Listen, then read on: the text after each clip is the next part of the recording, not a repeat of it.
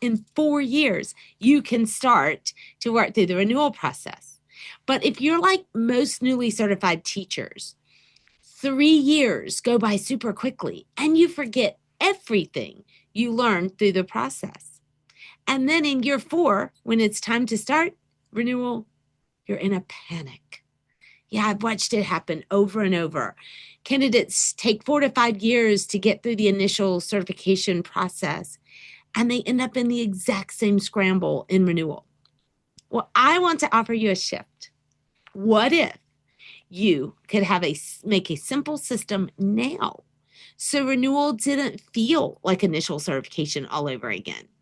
What if you could build your renewal mindset while you're freshly in your analytical thinking mind, while you still see how the standards work inside of your practice? That's what my Maintenance of Certification Roadmap Workshop is going to do for you. It's not about starting your portfolio early. No, not at all. It's about designing the next 5 years of your teaching career strategically so that you're collecting evidence as you go and not having to reconstruct it later.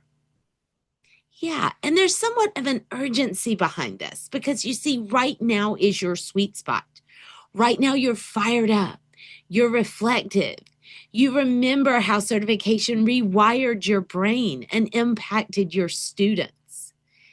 In 6 months, you're going to be fully enveloped with the chaos of teaching, parents' needs, students' behavior, new curriculums. Yeah, and it's all going to be gone out of your mind. So this is the time.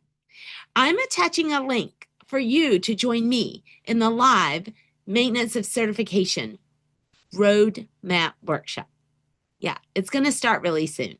So I want you there because I want us together to make sure the renewal process for National Board is the easiest thing you do as an NBCT.